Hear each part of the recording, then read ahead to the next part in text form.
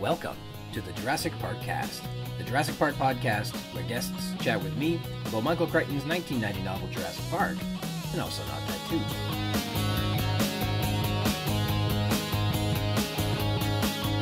My name's Ryan Rogers, and I'm a big dumb Jurassic Park fan. Welcome to episode 29, Big Rex. We finally meet the Tyrannosaurus in person, recorded here on August 24th, 2022. Thanks for joining me today. A continued thank you to Christoph Oakes of Snail, S-N-A-L-E. Check out his incredible album on Spotify and Bandcamp.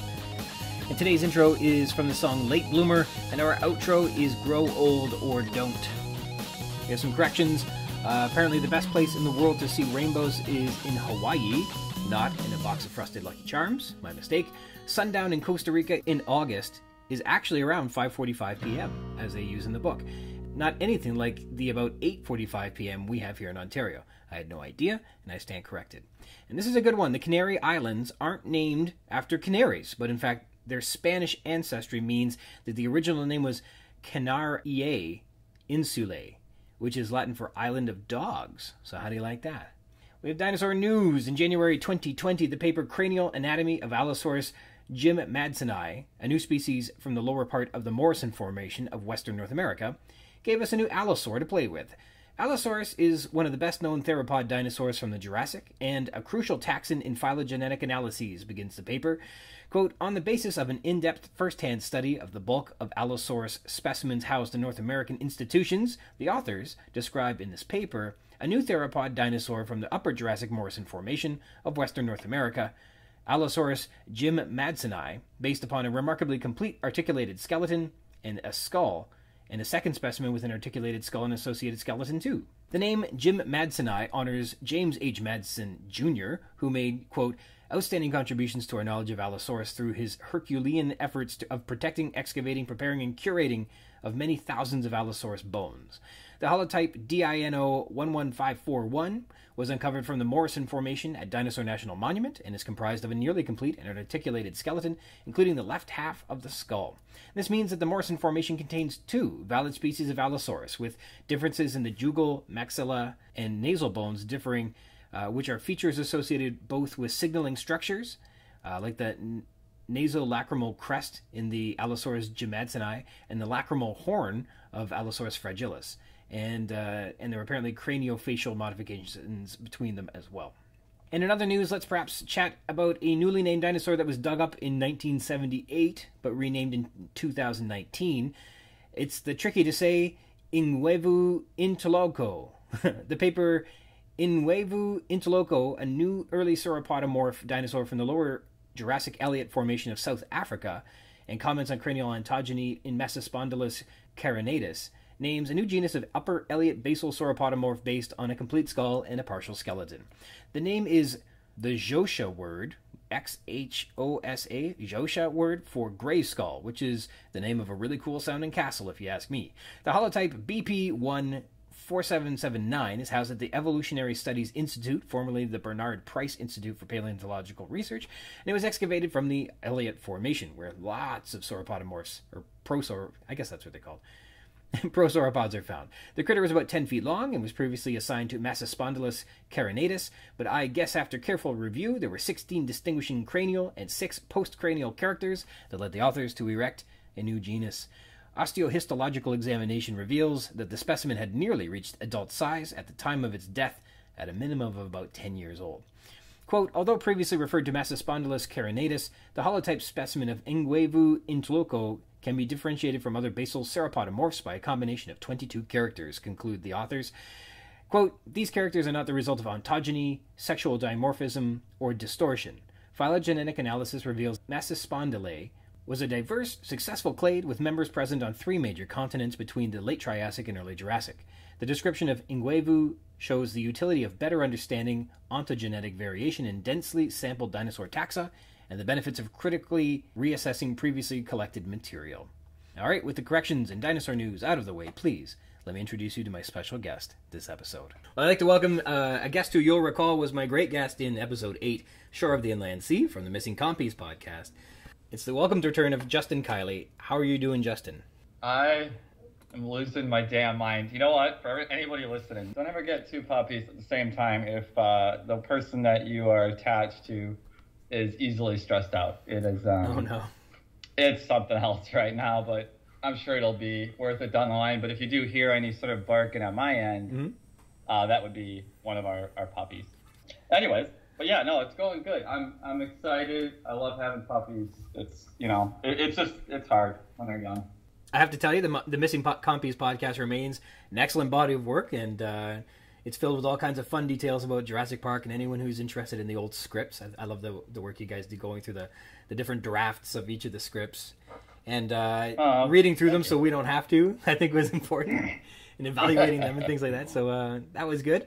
What stands out, I guess, when you looked at the old scripts about how the movies changed from the original concepts to the finished product? Like, is it often the director just used them as a jumping off point, or what's your interpretation of how the scripts ever influenced the final product? Obviously, for Jurassic Park, there's so many scripts out there. Like, we have, I think it's like 6 different scripts. There's even 2 different scripts of the actual film, that David cut script, that the shooting script is actually subtly different from the film. And I actually think that's the most interesting. We haven't covered it yet, and it's one I want to talk about because it's the movie, that was the shooting script, but they clearly cut things either for time or budget reasons. And the stuff they cut in that script actually kind of makes me saddest because it's not a lot, but like the stuff they cut, I wish they kept in. There's a lot of stuff with like Grant and the dig site where he is shown to be even more of a teacher. There's stuff with the kid. I know one thing that bothers me about the movie is when that kid shows up, it's like, why is he there? And it is explained better in that there's not just a random kid, there's like a bunch of kids, just stuff like that. There's stuff with Ellie and Alan. They have much more of a defined relationship. They even kiss at one point. Oh, okay. And I think that should have been left in the film. If you're gonna make them a couple, make them a couple. Don't. Honestly, they're probably one of the worst on-screen couples because it's so like ill-defined. It's like X-Files with Scully and Mulder in this whole way. Mulder, there was like this are they, aren't they sort of thing, and they because they were so professional, right? But it was always there. It was such a subtext, right? And it wasn't like teased in like a amateurish way. It was so subtle. And you're right. It's been one of the greatest mysteries of the film, I think. I mean, there's really only one line of dialogue in the entire movie that references that they're a couple, and it's when Malcolm asks, just says, like you're, and then Grant, nods, and it's like, okay, so they are a couple. But like other than that, I mean, and the way they talk to each other is very much like a couple. So like again, they're a couple, you can see that, but it's a little bit better defined in the shooting script, and it's kind of odd to me that they decided to cut that. It's stuff like that. The first scripts for Jurassic Park clearly are like, we're not worried about the budget. We're not worried about how we're going to do it. Let's just, write the film. Mm-hmm. And Crichton took 2 different cracks at it. And then, subsequent drafts were kind of based on his. And Crichton's first draft is very interesting because obviously that's his, he took his own book. So I always find that, fascinating when a writer of the book comes in and writes a script and you kind of see like what did they think was important, and there's definitely, I think it's a little bit more of a complicated film. There's, a subplot with the raptors get into the mainland is in his script, and that's something that I wish I hadn't cut from the film because I think in the book, it really gives you a sense of like there's a time limit. Like they have got to get back. They've got to stop the boat. And so, the movie becomes like more of a ticking clock rather than just we're gonna get back to survive like what we ended up with. I liked that element. I think it would have been nice if they had been able to work that in to the finished film. You make a good point because they like keeping dinosaurs from the mainland even in the films was like really something very important, and the only one they ever let off the island is the T-Rex at the end. Yeah, and the baby, and the third one. So that those first three films were very specific. Like dinosaurs are located on this little island, and for some reason on also a second island, but that's it, and they're not on the mainland. And they were very clear about that. Yeah, and it's never really. it's never really brought up. Like in the films, the first 3 films, they never really talk about the idea of them escaping. Like that whole subplot from the book is completely gone. Whereas the book starts with dinosaurs are on the mainland. That's how the book starts. Mm-hmm. Yeah, and that's one thing that I give Colin a lot of credit, because I think that's one thing that the Jurassic World films did do, is they it took 3 films to get there, but they did get the dinosaurs onto the mainland. Mm-hmm. And that's something that Crichton, in the very first book, was already on his mind. As far as the other scripts go, Jurassic Park III doesn't have a script. There's like a script that's kind of like famous in how crazy it is, but like has never been shown to the public. Dan Stevens, who did a very cool podcast on just Jurassic Park 3, could not get anyone to give him that script. And like, he is the biggest fan of Jurassic Park 3 you will ever find. And I love Jurassic Park 3, so I'm totally there with him. Mm-hmm. But he loves that film, and he talked to people, and no one would give him that script. And so I love to see just how crazy it was and what it was. The Lost World script is probably the other one. We did cover that. That one just makes me sad. I think the script was far better than what we got. I do not, and everybody knows this, I do not enjoy The Lost World like some people in the fandom. I think it's an entirely watchable movie, but I would say it's an entirely watchable train wreck. I think it sacrifices. It's got great characters. Roland Timbo is awesome. He like we talked about off air. He's Muldoon from the book, like just straight up. I mean, it's wild to me that Muldoon in Jurassic Park he's fine. It's a great performance, but like he's a throwaway character that dies and like that's it. And it doesn't really matter. Roland is like Muldoon 2.0, and he might as well be the same damn character. And again, closer to the book Muldoon. Like, he drinks. That's something you don't see it much in the movie. They cut the scene, but the book Muldoon is a drunkard. So that was nice to see, that they gave Roland that. But yeah, that script is it's just a better script.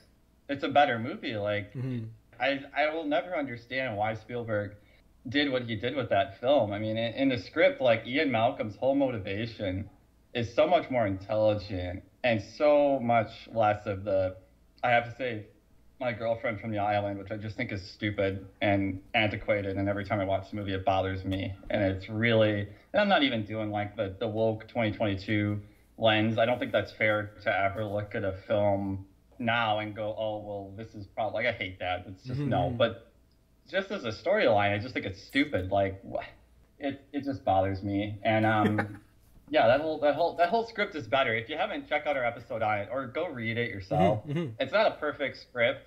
And the other thing too with that script is that Kelly's relationship with Malcolm is much better defined, and there's just a lot more drama with it. It's more interesting than what we got with the final film. So that's another thing. So I really hate that character in the movie. Not the actress, but just the characters. I don't like her. I think she's annoying. And I like her in the script, though, because there's a lot more about the relationship and the problems with it. And I don't know, just the whole thing's great. It's really a really good script. And I think all your script breakdowns are like multi-episodes. I think there's a lot of detail put into them. So people can certainly find those, and they're really good. Like I said, they read them so you don't have to, and that's worthwhile sometimes. I know that the latest couple episodes you have are on Jurassic World Dominion. I know you got one coming up on Prey. What should listeners be looking forward to when they pop through into the Missing Compys podcast? So yeah, Dominion, we actually did a 3-parter, and I stupidly, because we just got puppies, as I talked about earlier, I have had no time to do anything with the podcast, and so our recordings for the part 3 kind of disappeared. So unfortunately, we won't be able to do that, but oh no, it's kind of okay. Yeah, it's annoying, but it's my own fault. But it's okay, because the extended edition just came out, and my co-hosts are not going to have access to that till the end of the month. But I think we're just going to skip part 3 and just do a review of the extended, because honestly, it's the only movie to watch now. Like, the theatrical is dog shit compared to it. And I have my issues with Dominion just as a movie in and of itself. Anybody that hated the movie is going to hate it regardless. Like, the extended cut doesn't help that. But it does make the film better. Like, it is the best version of Dominion. And mind-boggling that Universal decided to do what they did. I think it's really stupid, especially when you see what they cut. It's mind-bogglingly stupid. So yeah, once again, it's kind of like Lord of the Rings. Like once you have extended, don't ever watch that theatrical cut. It's just night and day. But yeah, we'll have that coming out. We're going to be covering Prey. Yeah. So speaking of movies you did like, Prey comes out too. Yeah. Right.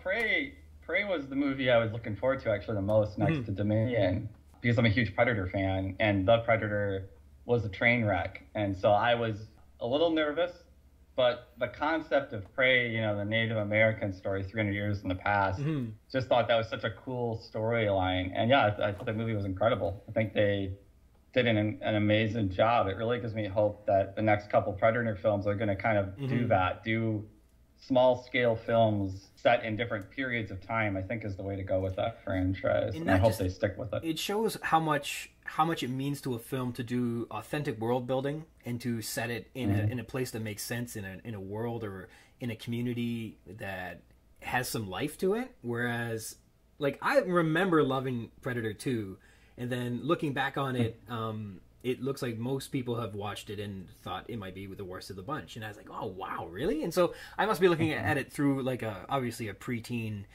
your first forays into these kind of splatter movies or whatever. But Danny Glover was awesome. And in any case, I remember it fondly, although it seems that critics, the Leonard Maltins out there all hated it. But that being said, this latest one is good. And I think it goes to show you put in a crazy scenario to a real group of people is better than just having crazy unusual people fighting crazy unusual things.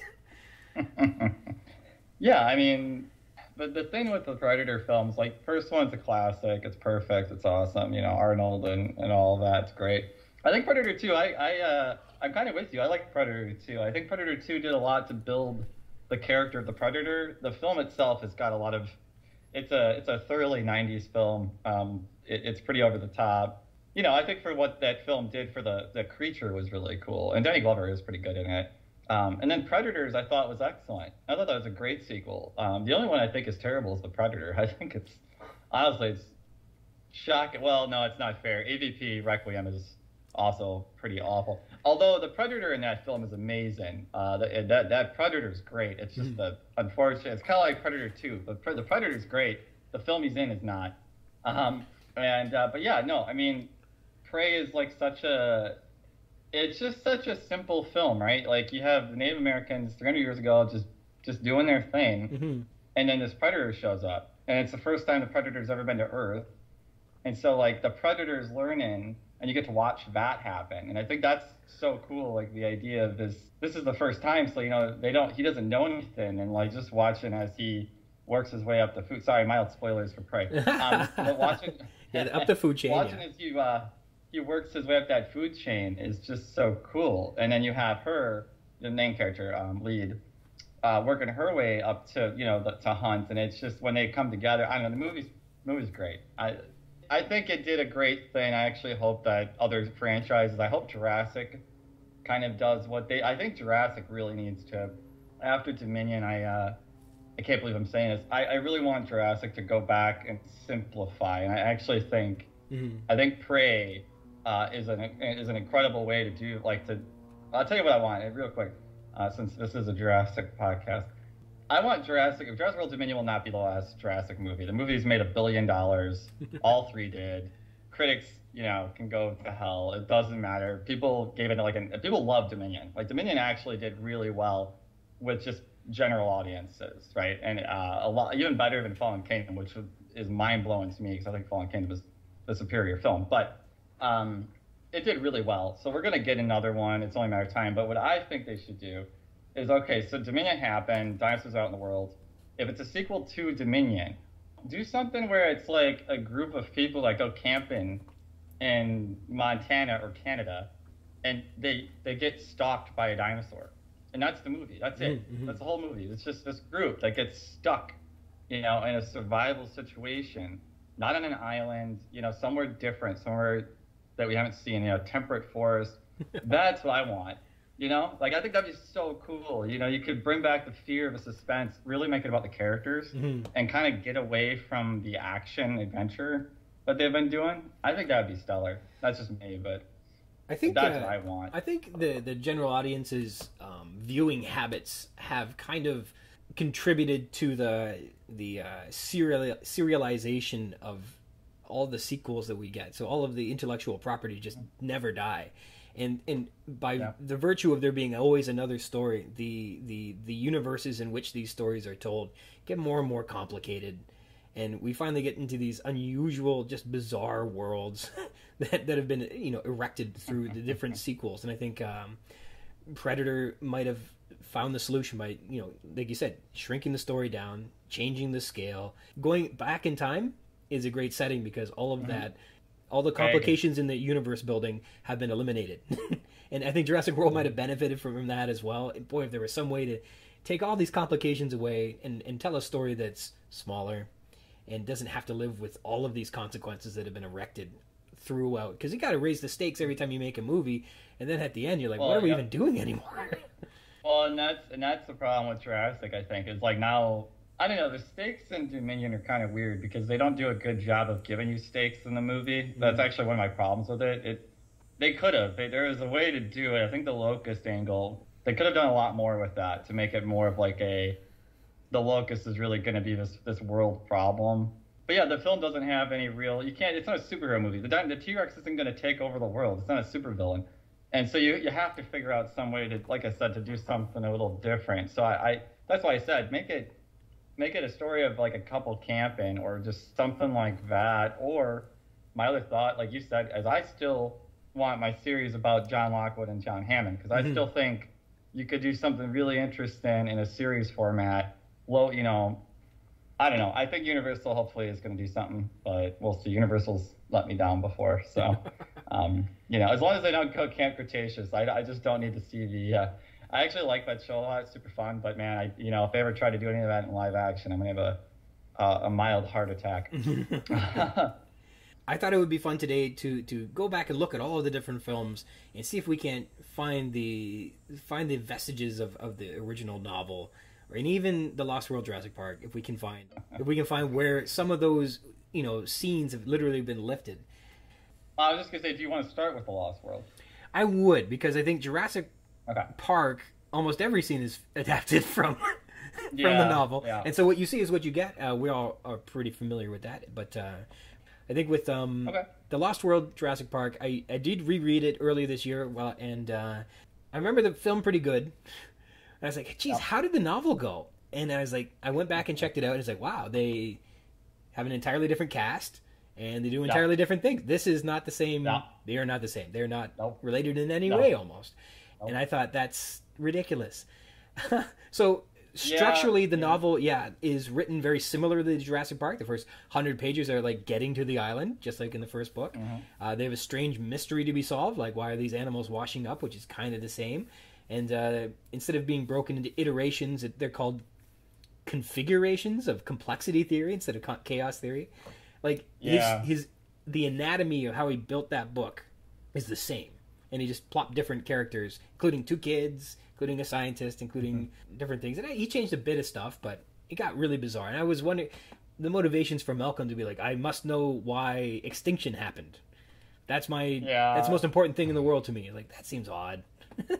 But no, I agree with you. I think the problem with that book, and I like that book a lot, but I think I totally agree. I think Malcolm's motivation is truly bizarre. That doesn't make any sense. Like, it takes 3 seconds to figure out. That makes no sense. You can't study a group of dinosaurs that have been brought back to life, thrown on an island with contemporaries that they didn't exist with. It's like, you're not going to learn. I mean, you wouldn't even know if they're dinosaurs. They're genetically engineered. Like, the idea that you could study extinction through that is...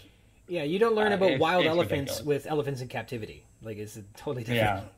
And they share a common fiasco is both novels break into chaos after Biosyn gets involved. So I think that's interesting.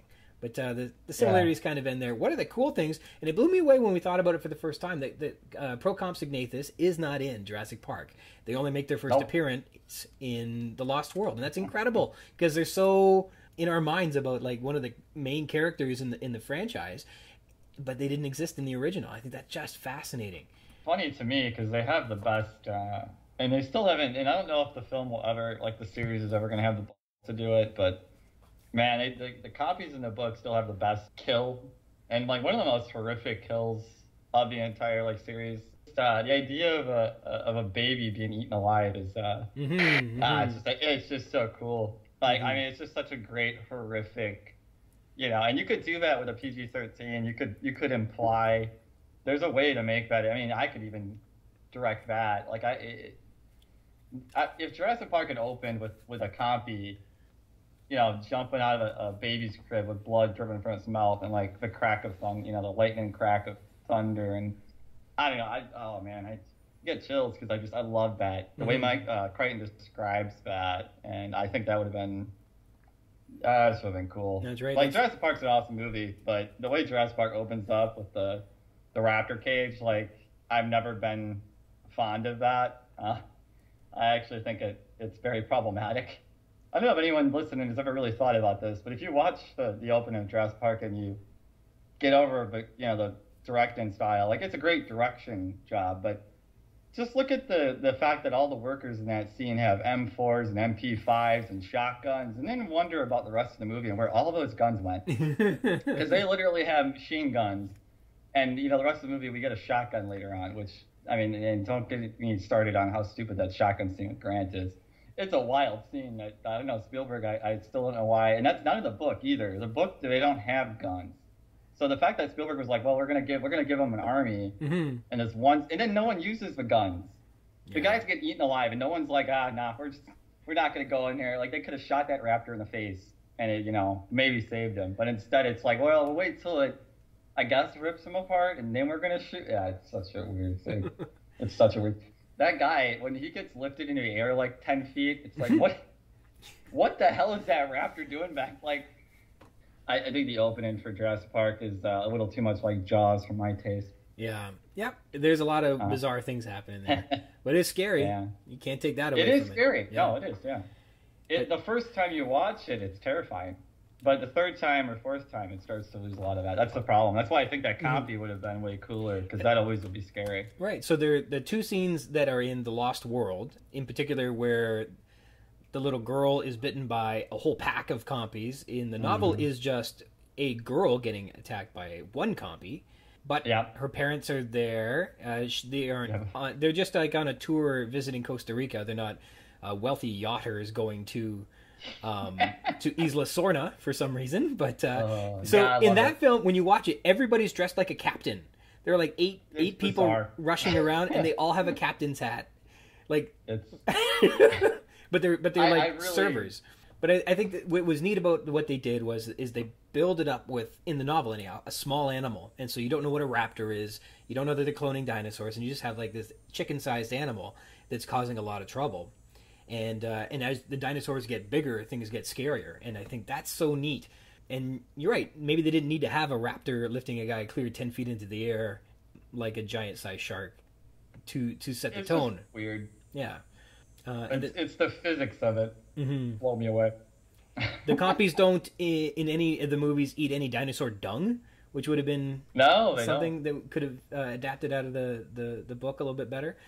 That would have been a little fun. And then, obviously, the scene where Dieter is overwhelmed by a pack of compies is an allusion to Hammond's ending in the novel as well, which is really powerful. And I find them...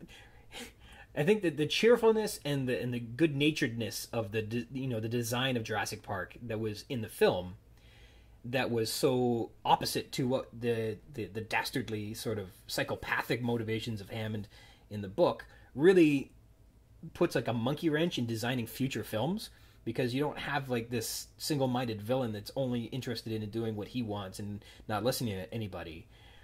And so you got this weird world where, I don't know, he meant really well. And now we're going to make it a nature preserve, and I'm a nice guy, and you're going to build a statue of me, and things like that. Whereas, that Hammond in the novel would never survive. Well, no, that Hammond in the novel reminds me of, I guess I'll just say, certain politicians over here. Like, he's there's a very clear analog for Hammond in the book that unfortunately exists in America. But yeah, he's the son of a bitch.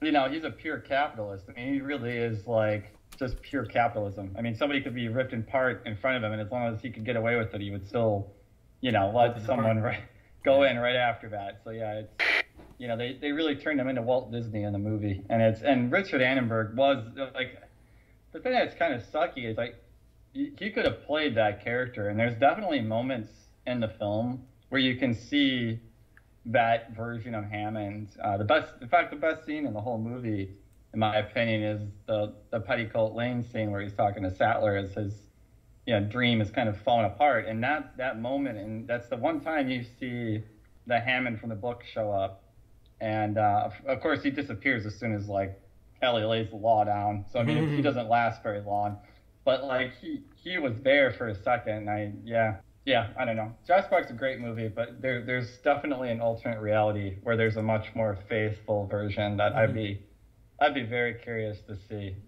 Also, in The Lost World, we get the moment where the T-Rex's head goes through the waterfall. And so the waterfall scene from The Lost World is in the first novel. The big Rex is digging at Lex and Tim, who are behind a waterfall in a crevice, and it's got like this strange, highly prehensile tongue with like a forked split, and it's said to wrap around, I forget, is it Lex or Tim's head, but one of them wraps around their head like a snake.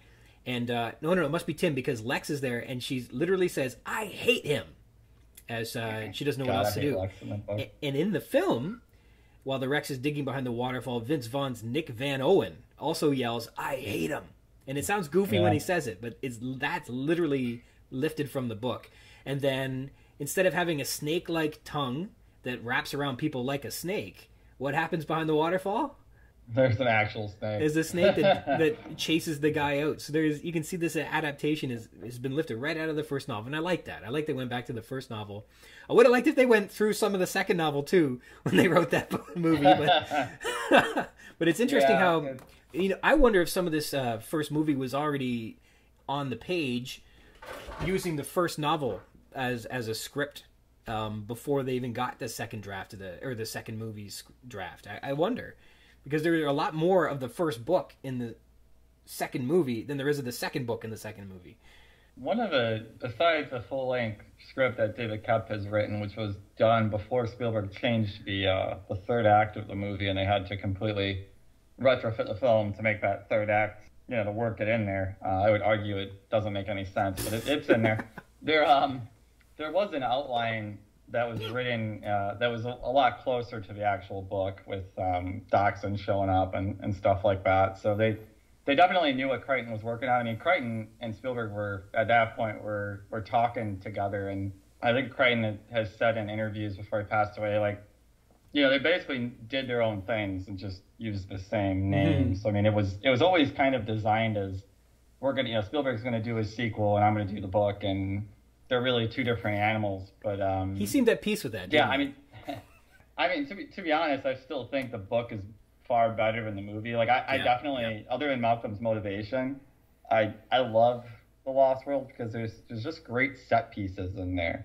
And the only thing, because you told me what today's talk was, the only thing I could come up with personally that really they pulled from the book and put in the movie, and they still changed it a lot, was the idea of, you have the RV, which is one of the coolest production design wise. I love The Lost World film. Like the vehicles are just, they're so cool. And the camper RV thing is wild. That whole sequence where it's being attacked by the T-Rexes. I mean, that's Spielberg at its best. Like for the most part, there's some stupid shit in there too, but overall, that sequence is phenomenal. And it is ripped out of the book. I mean, the difference being in the book, they're not suspended over the water; they're just suspended over the land, which makes a little more sense. I'm not sure why it would go, over the edge of a cliff. It's like 600 feet tall and over water, and I don't know that's really the only thing I could come up with. I mean, you do have the high hide, but in the movie, it's a really weird thing in the movie. It took me a long time to even figure out as a kid, like, what the hell that was. And there's a car and there's a winch. It seems really strange to me. Like, a winch cable is not an easy thing to throw. There's definitely ways to get a winch up over a tree. it's really a bizarre contraption. There's also a moment where like Eddie gets in the car and leaves it, and I'm trying to remember it. If they only have the one Jeep, I think they only have the one Jeep, which is even stranger. How do you winch, if they winch up that high, then the Jeep has got to be the counterweight, but it's holding it in the air. Yeah. So then how does Eddie get in the Jeep and then drive through the wood? Yeah, anyways. Eddie was an extraordinary engineer, isn't that correct? He was, but... Maybe he was more like Ted Kaczynski. He could change the physics of things very, very mathematically, and that was an amazing scene with Eddie, though. Eddie's really the hero in that moment. Like I said, it's a great scene. It's just full of problems. There's a very strange banana sound effect that gets added into the slip on a banana part? Yeah. Oh, maybe that's a connection back to Nedry falling down the hill. Yeah. Weird. I don't know why Spielberg did that twice, because it's stupid as hell in the first film. It takes all the tension right out of the scene, and then they do the same dumbass sound effect in The Lost World, and it's... I think in terms of adaptations, I think the ending too with the juvenile Rex in the book, it attacks Dodson in the nest after he's been crippled, and the baby gets to learn how to hunt, whereas it's Ludlow in the bow of the ship that has been crippled and learns how to hunt as the baby gets him. And I thought, because I hadn't read the book in so long, that maybe that was an allusion to Ed Regis in the first book, but it's not. It's right out of The Lost World. But maybe it's a bit of both. And as well, obviously, Roland Tembo has got to be a reconnection to, like, they call him the Great White Hunter, and that's what exactly they call Muldoon in the book. So the only thing they're missing is the book describes him having a great big steely gray mustache, and I think, boy, that would have been fun to have in either of those characters. Yeah, I still want him to have the flamethrower. The flamethrower. Yeah, in one of the early scripts for Jurassic Park, he has a flamethrower. Oh my goodness. I would love that so much. It would really bring the Carpenters the thing back to me. So yeah, maybe. Kim Muldoon is flamethrower. He had shoulder-mounted rocket launchers in the book, and he never got to use anything like that. And that was probably to fight. I mean, he blows the legs off of raptors. He never got to use it on the Rex, and I think he wanted to. Yeah, he shoots the Rex with the trank dart with it, but yeah, he doesn't actually shoot an explosive at the Rex. They do show up though in Jurassic World. We can talk about it because that's actually one of the fun little book references. Oh, for sure. We're almost there. Missile launchers. So in Jurassic Park 3, I feel like Jurassic Park 3 played on the idea that the Lost World introduced, and that was we have a separate island where the animals have been running free, and Jurassic Park 3 wonders what else did InGen leave off their list, and I thought that was kind of fun. And so the novel The Lost World has all kinds of neat new dinosaurs that weren't on Jurassic Park, and so does Jurassic Park 3. That was a fun addition. And whereas Jurassic Park The Lost World didn't really, I mean, it gave us the Compys, but what else, right? In terms of like a new animal. Yeah. In Jurassic Park 3, we get the Carnotaurus just in a passing, but that was an important animal in the book. And then we obviously get, and then it reappears. Was it in Fallen Kingdom? It wasn't in Dominion, was it? The Carnotaurus? Yeah, I wasn't. I mean, not to correct you, but in Jurassic Park 3, that's actually a Ceratosaurus. Oh, that's right. That shows that, and it's a really bad Ceratosaurus. It's a really, really bad Ceratosaurus. It's actually the model of the T-Rex. If you watch the film carefully, they added it at the last minute. So it's the T-Rex with buck teeth and a nose hump. But it's totally really bad. Right. Totally right. Well, then Carnotaurus didn't make it. No, after all that that's time. why when you said that, I was gonna be like, no, that's Fallen Kingdom, and that is a connection to the book. But yeah, no Carnotaurus, just a T-Rex model with a nose hump to claim a Ceratosaurus. But they did give us the aviary. So finally the aviary that everybody loved in the book makes its appearance in the third film. And I think that was really the connection that was important. And the aviary is done well. That was an excellent scene. Yes, excellent. Mm-hmm. And one of the best sequences. And if Jurassic Park 3 had not been measured against the original Jurassic Park, it'd almost be considered a great, great movie. And it was a fine movie. Well, I think it's I think it's a fine movie. I think you got to get rid of the talking velociraptors scene to really get it up over the hump. But it's a fun movie. Some interesting choices in that one, yeah. What's really weird about the somebody pointed this out to me when I was watching it is why does Grant dream about the new Velociraptor? If he's dreaming, he should be dreaming about the Velociraptor that he saw in Jurassic Park, not the Jurassic Park 3 version. It's true. So, yeah, I don't know. Before he's even seen it. That's very interesting. Yeah, magic. It's got telepathy or whatever. Well, nonetheless, so we segue ourselves into Jurassic World, and so this new trilogy must have gone back and looked at the source text once again to see what can we do to anchor this in a reality that was built by Crichton. One of the things they take some creative license with that really stands out to me is the portrayal of Henry Wu. And have you recall Tim Burton's Batman with Jack Nicholson as the Joker? Yeah. All right, so the Joker was this insane artist who would basically vandalize existing things of beauty and then say, I have created something even better because now this is insane, or something like that. And so he mutilated beautiful people's faces, and he spray painted works of art, and he listened to Prince. So, he just was crazy right to the bone. And this is the type of artist that Jurassic World turns Wu into for some reason. And he's not insane, but he's like driven to do something as a creative expression with living things as like an unwholesome characteristic of himself or something. So Novel Wu was interested in making the dinosaur slower and more controllable with the version 4.4 update. So when people say like, like genetic engineering was part of what they were doing in the book, like, yeah, but he was trying to engineer them backwards as opposed to what they were. So I feel like they took some creative license in terms of making him, like he turned into like a mad scientist. And there's one line where I think he actually, Wu in the novel is indignant that somebody would even believe that he might be a part of something that was dangerous or out of control. That he took he has this creed where he would never do such a thing, and he seems to take umbrage that somebody might think he would even do something like that. And so that's the kind of Wu we got in the book. Now, obviously, this is many years later, but he's gone full mad scientist by the end. And so Jurassic World's done an interesting job bringing that to the forefront. I know, yeah. I mean, there's definitely that's a fair read of it. I have a different read in my own head, but it's somewhat headcanon. So I mean, obviously not official. But as far as like the Wu character go, I mean, obviously in the film Jurassic Park, Wu is he's barely in there. He's in there for 3 seconds. That actor, Gideon Wong, has since said like there was more in the script he saw for that character, and he was really, really upset.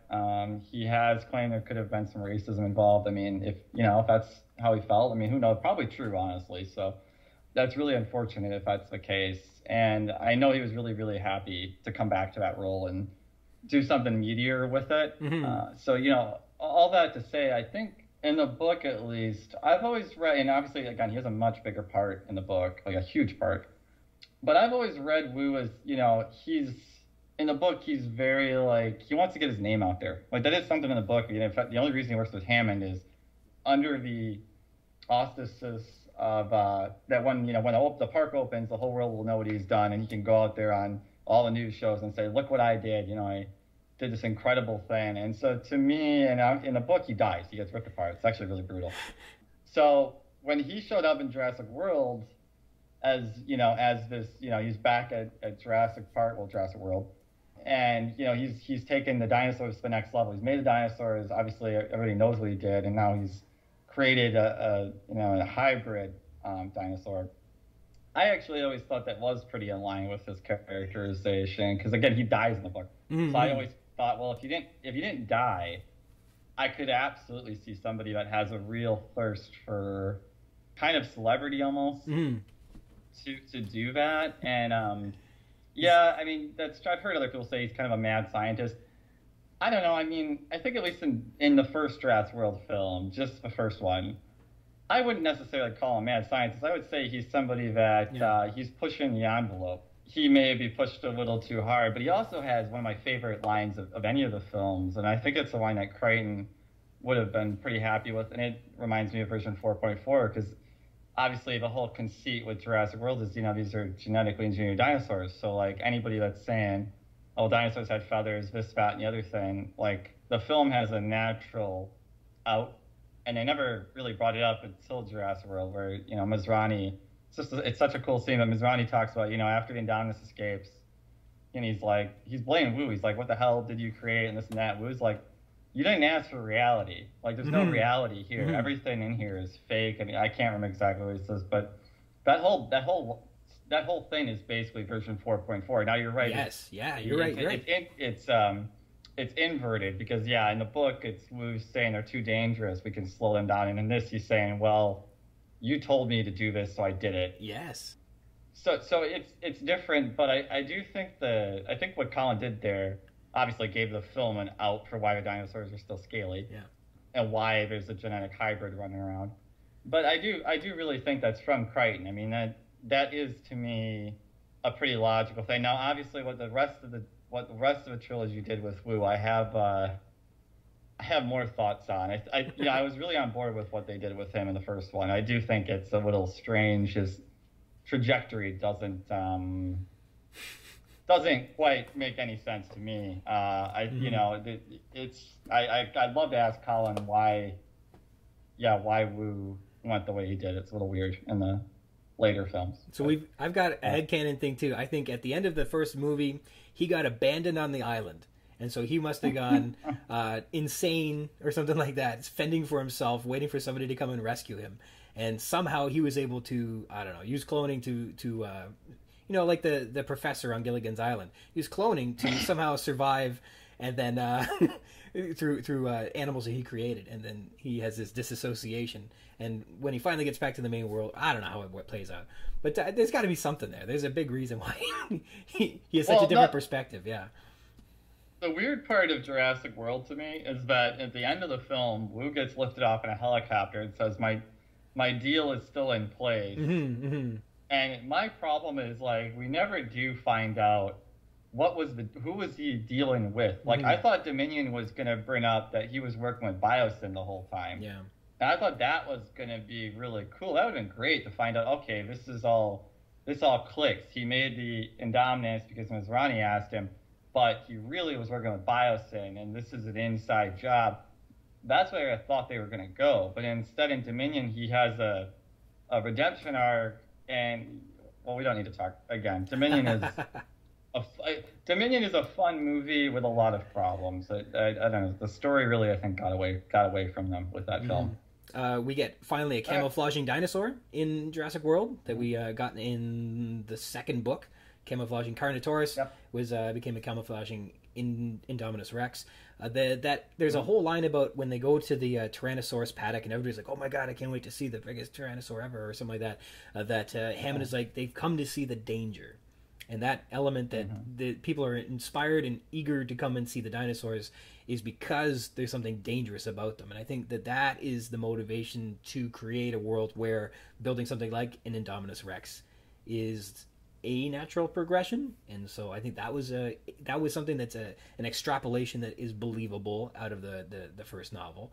And of course, the abuse of technology, the biggest thing that they adapted from was from Crichton's introduction, was warning against unregulated biotechnology, working whimsically and in secrecy and in hasty pursuit of profits. And so Jurassic World's militarization of dinosaurs is certainly a bad idea, but it's in alignment with Crichton's warning that somebody's going to get a crazy idea and do it because nothing's going to stop them. And then we get a crazy idea just like that. Yeah, no, absolutely agree. I got two other things for you. Cool. One of them is that, at least in the books, the way that Crichton describes Jurassic Park is very different from what Spielberg and the production team did with the film. They really went with the old school Safari Lodge designs, and it's really quite different from what Crichton described. And in the book, the main visitor center is described as a really high tech building with metal struts and glass, and it's just pure glass, and it has a very high tech feel. Yeah. And that's like the direct opposite. The film feels nothing like that, and I think that Jurassic World did a much better job at. And it's kind of a marriage of the two, because Jurassic World definitely has some cues from Jurassic Park. It's not full, not science fiction, but it's not full like high tech. But there's a lot more glass. The visitor center, the whole control room, like everything feels more high tech. You got holograms. You got glass everywhere. Like I just think the whole design is much closer to what Jurassic Park was supposed to be, this high tech thing. And I just feel like. I feel like Jurassic World feels much more, not only, it's not futuristic, but it's like 2 years in the future. It's just slightly in the future, and I think that works a lot better. for me. I For think sure. I really like the design. I really get the imagery that it's out of like Silicon Valley. The visitor center is supposed to be, you know, something like that. That the landscaping has been. It's been. I think there's meant to be like a Japanese aesthetic in terms of like, but then the park itself is supposed to be like an African game reserve, and so those three different. I mean, they're different aesthetics, but I think that's the way to envision it authentically with the novel. And you're right. The Jurassic World, when they show the layout for the actual park, it's beautiful. Mm-hmm. Like that whole, it's awesome. Really amazing where they show all the concession stands, and it looked like a functioning like amusement park, and it was wonderful that you never got that impression in the novel. That part doesn't exist. How they monetize or commercialize or make any money on the island doesn't really come up at all. But Jurassic World captures that really well, amazingly well. Yeah. No, yeah, Jurassic. Yeah, that's one of the things I always love watching the Jurassic Park and going, okay, this is cool, but like, how are you going to financially make any of this make sense? You have a visitor center, and like, that's like it. Like, there's not even a hotel, so like, it's pretty funny to me when people are like, oh yeah, Jurassic Park felt so much more real, and I'm like, no, it didn't. That park makes no sense. Even in the book, you're a little bit stretched to believe it. I mean, the book does have a little bit more going on to it with the tennis courts and the hotel and the restaurant and stuff, but Jurassic World feels much more realistic as far as a park. And like I said, I think it does fit Crichton a little, like the description of this high techness that the first movie just doesn't have. Yeah, definitely. The other thing we already talked about, you know, the aviary gets brought into Jurassic Park 3. It's also in Jurassic World, so that's another connection. And again, it's much more high tech looking and, you know, futuristic looking. I think that's certainly, you know, more in line with the book. And then the other thing, all right. Oh, well, okay. The fun thing, I mentioned it earlier, total small thing, but the missile launcher that blows away one of the raptors in Jurassic World, and I can't remember which raptor it is, that is the exact missile launcher that's described in the book. Okay. So that is a fun, and it blows away a raptor in a PG version, you know, in a PG film. It doesn't blow it apart like it does in the book. I'm trying to picture. It's an LAW. It's a laser assisted. Yeah, it's a law. What does it stand for? I don't remember anymore. I believe it's laser assisted weapon. Okay. But I could be wrong. I'm not a military expert. I just know that is the exact gun that good for them. Crichton had. Good for them. So I like that. I thought that was really cool. And in terms of extrapolating from the aviary to include the water park with the mosasaur, I think that was a creative license that is in alignment with what they would have done. We know that there was an aviary, that was something they were interested in. Certainly, I don't know that Isla Nublar had room for a water park or not, but they found room in Jurassic World, so that was pretty cool. I think that's a natural, if we had the chance, we would do this, so that makes sense. Oh, yeah, absolutely. I wish you saw that water park more. I think there's a lot, when you get the shot through when Gray opens up the doors and you get that amazing shot of, you know, the park. It's I really think I always think, man, you could have done so many cool set pieces with, you know, a dinosaur in a water park or things like that. I wish that movie was almost a two-parter. I could have spent a lot more time on in that version of Jurassic World. That's, again, like I said, if they ever do a spin-off, that would even be kind of, you could even do something like Camp Cretaceous, but make it more realistic and have a couple people that were stuck, you know, on the island. And make it more, you know, scary and have them... Or just surviving that day that things went awry, you know? Just a story from another perspective instead of... Perspective, yeah. Now, there's a lot you could do with it. There's definitely a lot you could do with that that the movies haven't done. But all right, if you're ready, we should probably get on to Fallen Kingdom, eh? You got it. Crichton's interest in employing a mystery emerges again in this movie. I think a big part of the novel was this mystery building. We got to solve this problem. It's drawing us to the island. And the second book is the same thing. Where are these dinosaurs coming from? We got to find this lost world. We're drawn to this. And this is the first time in the Jurassic World franchise, and maybe at all, where mystery begins to pull the character, you know, at least the narrative. And so that's in the origins of Maisie. It's not a quest that she's on, but at least mystery returns. And I think that's important. That's a big part of what makes a Crichton story. We're curious to find out and pursuing what's going on here. And I think that was important. And so it was good to see that return in this film, I think.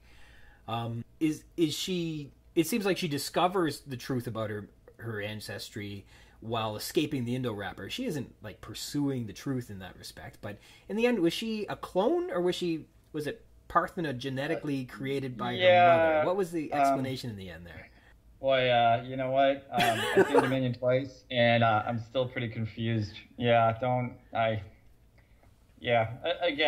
think Dominion is, man, I don't know. The more I think about Dominion, the more I like. It's kind of almost become the Lost World. Not that it's an infinitely watchable film with great performance, really good set pieces, and for the most part, at least the CGI effects are really good. But the more I think about Dominion, the more I think it's kind of a train wreck.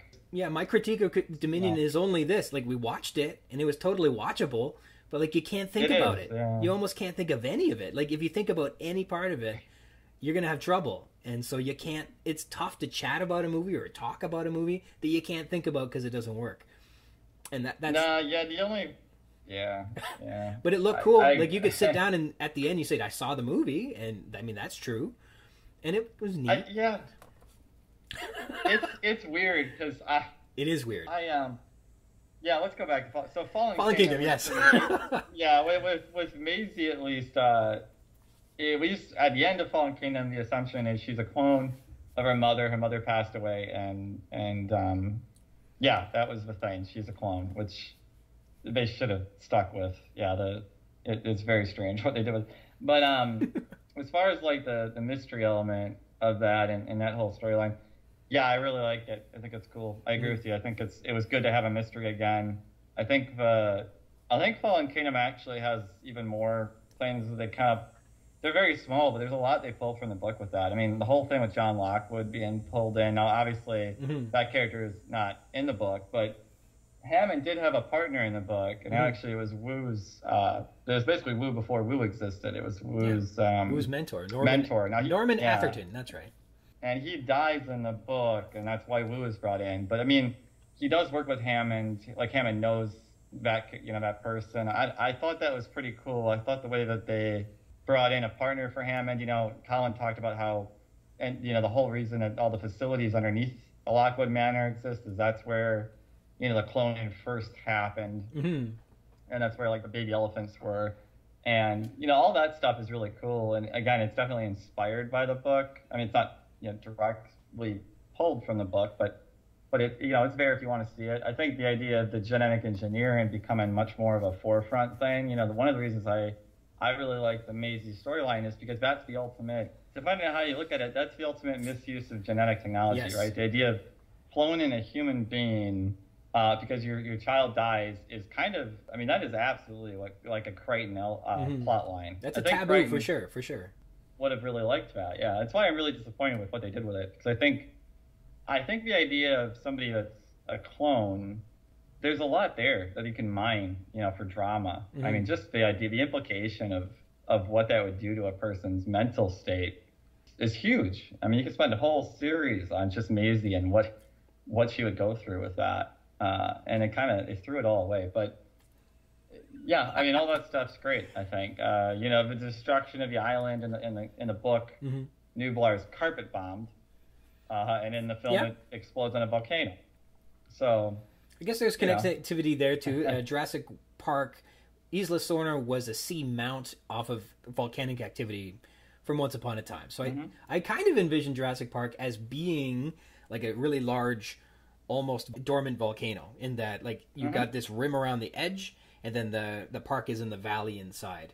I don't know how authentic that is to actually being like a volcanic crater or something like that, but that's the way I like to picture it. But nonetheless, that it has volcanic origins, very important, and I think that was important with all 5 of the islands. So when he writes the second book, he creates an island chain, all volcanic activity. Yeah, that was kind of a neat. What else could happen on this island? Well, the volcano could erupt. That could be fun. Yeah. So you're right. That's a good part of it too. Well, and the thing is, in the book, one of the other things is that Hammond runs everything off geothermal power. So the idea of the volcano, I thought bringing that into Fallen Kingdom made all the sense in the world, and it's a really cool idea. I love Fallen Kingdom. That's actually my favorite next to the first movie. I really love that film. There's some questionable stuff in it, I think it's very, very Crichton-y, just the whole film. The other thing too is Eli Mills is a character that really reminds me of some of like what Crichton's talking points. I mean, Yep. Again, he's really the pure capitalist. I mean, Auction and the Dinosaurs wanted to sell him to the military. The whole thing when he has the Claire and Owen in the jail cell and is basically like, hey, I just shoot you both. I mean, you're already dead. I actually wish he had. I wish they had gone farther and that he actually killed one of them. I thought it would have been kind of interesting if he shot one and then gets taken out as he's going to shoot. Maybe he shoots Owen and then as he's going to shoot Claire, the Indoraptor kills him or at least attacks. But that character is very much, he also like in the book, Dachshund is he's a psychopath in the book. Yeah. I mean, he tries to kill not Claire, Sarah Harding. Yeah. Yeah. And so I think you could argue there's a little bit of Mills being mined there. And Mills is an interesting character. I think he's more Dachshund than Dachshund ended up being. You're so right about this. You're so right. There's so in the beginning of the book, he talks about how people are whimsically using biotechnology without supervision. They're doing it in secrecy because I guess you need to hide what you're doing until you're ready to show that it's profitable, and they're doing it for money. And so Biosyn's doing it, but for what it's worth, I think that description of the biotech industry is basically also the description of the character of John Hammond. And so he's keeping everything a secret. He's doing it for profit. He's doing this whimsical thing. And then you're right, Eli Mills, he carries on that tradition that was so important in the first book for it to work. And so you're absolutely right. And then because of this, we're entering into a new world and this crossing this threshold of where biotechnology has been released by irresponsible and unregulated people. And that's where you get this similar line about crossing paradigms from the novel, and then you get it in the cameo from Ian Malcolm. So they're directly connected. Without the Eli Mills, you don't get the Ian Malcolm cameo, and then you don't get the Dominion, or you don't get the characters you don't get Dinosaurs on the mainland, which they've been so reluctant to do through the whole film franchise. And so his line in which one do I have here? In the book is about entering a new paradigm, quote, all major changes are like death. You can't see the other side until you're there, which is a simile that we can all relate to. It's hard to know what's on the other side.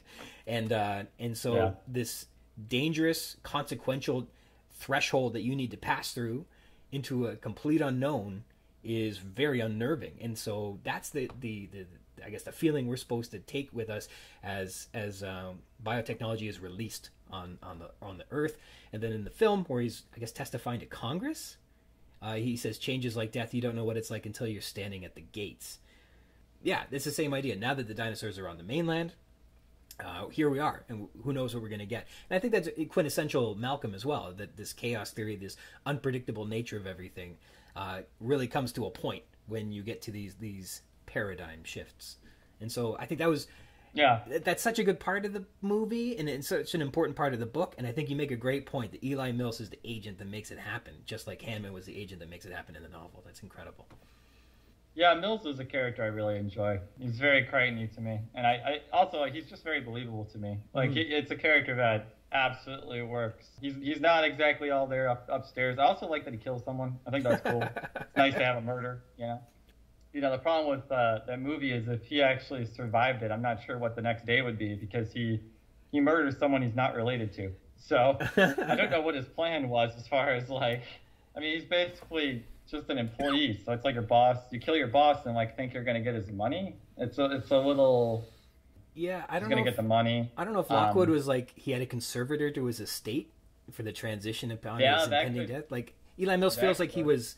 I don't know if he's described as that, but he feels like he was the guy that will help transition. And if he had power of attorney, that would actually make sense, but they don't spell that out. So that's the only thing I don't like is they never say why does Mills think that murdering? I mean, he murders him at that moment because he wants a sale to keep going. So maybe his plan was, well, I'll kill him, I'll get all the money, and I'm going to go to Mexico where there's no extradition.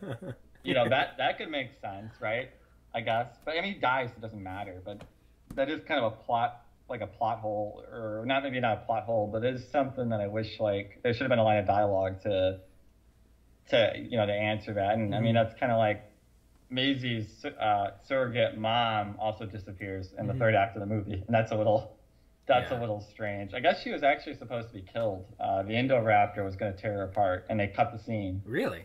And and it's stupid because they should have shot that, or at least showed it something, because it is kind of the joke of the Jurassic movies that somebody always disappears in the third act.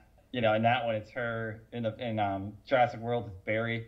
Barry just disappears in the third act.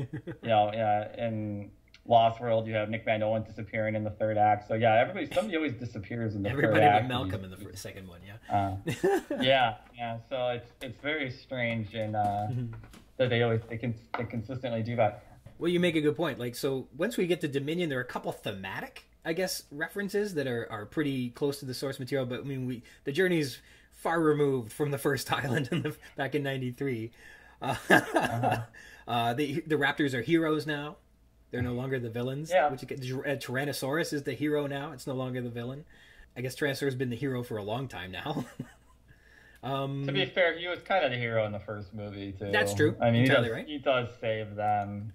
So I know that. Then that's the same T-Rex. And I find that Dominion made more of an attempt to make an homage or reference the first film than it ever did to reference the first book, in my opinion. Yeah, I don't know.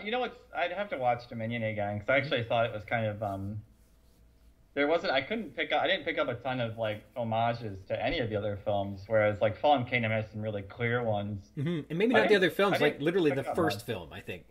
Like Jeff Goldblum and I think Grant. Like, so I thought the Amber mines, to bring them back in Dominion, was pretty cool. They've been a big part of Amber, and I thought building that. What did they call it? It wasn't the Sanctuary. It was Biosyn's. No, it's like the Biosyn facility, but I can't remember what the name of it was. It was a cool ass facility though. Yeah. It was a really cool piece of design work they did for the movie. And on top of the Amber mines, I thought was really neat. I thought that was a fun connection.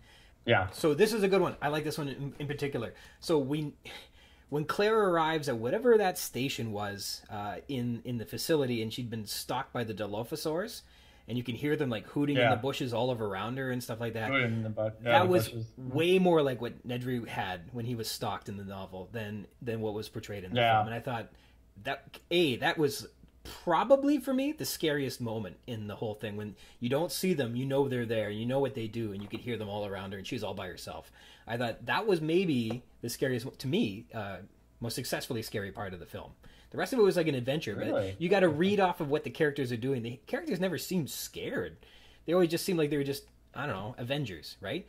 But in that moment where Claire was like defenseless, she was horrified, and you feel it in that moment. Well, maybe when the plane crashed as well. I think when she was saying goodbye. I was about to say mine would be the plane with the blind. I can never say that dinosaur's name, but the blind ostrich I thought was pretty. I thought that was actually, for me at least, was scary. Like, I thought that was a really well done sequence. Right. I think and the creature design really cool. Claire might have had the best scenes in the last film. She might have had all the best scenes. Her moment in the airplane saying goodbye to Grady was, I think, really, really well done before she ejected.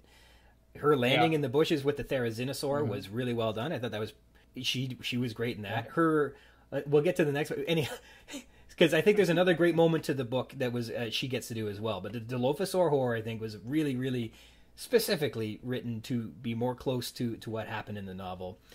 And I keep getting this image in my head of Nedry being attacked at a construction site. Would you know what I mean by that? Well, yeah, it's actually in the original script he did get.